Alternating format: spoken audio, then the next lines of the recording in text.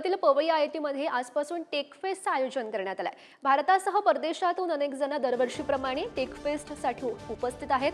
मुंबई आयआयटीमध्ये 3 दिवस ही टेकफेस्टची धूम अनुभवायला मिळणार आहे। यंदाच्या टेकफेस्टमध्ये कृत्रिम बुद्धिमत्तेच्या तंत्रज्ञानाभोवती फिरणाऱ्या निरनिराळ्या स्पर्धा आणि कार्यक्रमांची मेजबानी सर्वांसाठी उपलब्ध असणार आहे।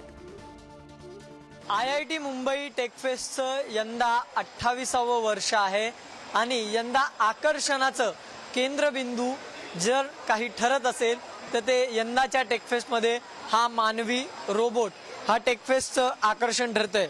यामध्ये तंत्रज्ञानाशी संबंधित कार्यशाळेची पोतडी ही टेकफेस्टच्या टीमने तंत्रवेड्यांसाठी खुली केलेली आहे। यंदाचं 28वं वर्ष आहे आणि विद्युत इनोव्हेशनचा हा जर आपण पाहिलं तर मानवी रोबोट आहे आणि बॅन रोबोट आहे जो एका श्वानाच्या आकाराचा आहे आणि हे दोन्ही या ठिकाणी यंदा आकर्षणाचं केंद्रबिंदू ठरताना आपल्याला पाहायला मिळतात। आपल्या बरोबर या संपूर्ण प्रकल्पाचे जर आपण एमडी आहेत राहुलजी आपल्या सोबत आहे। राहुलजी, मानवी रोबोट आणि हा एक श्वानाच्या आकाराचा रोबोट या ठिकाणी यंदाच्या या टेकफेस्टचं आकर्षण आहे।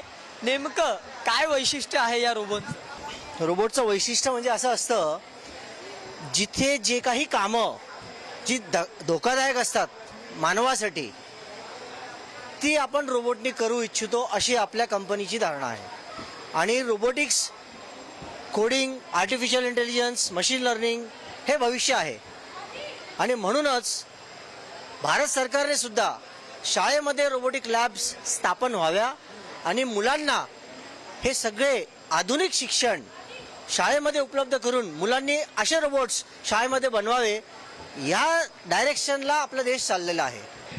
हा जो रोबो आहे या रोबोमध्ये काय वैशिष्ट्य आहे आणि कशा प्रकारचं हा या ठिकाणी कार्यरत करतो, काय काय ह्याच्यात वेगळेपण पाहायला मिळतं? आता हा रोबोट सगळ्या इंडस्ट्री ऑटोमेशनमध्ये कामाला येऊ शकतो।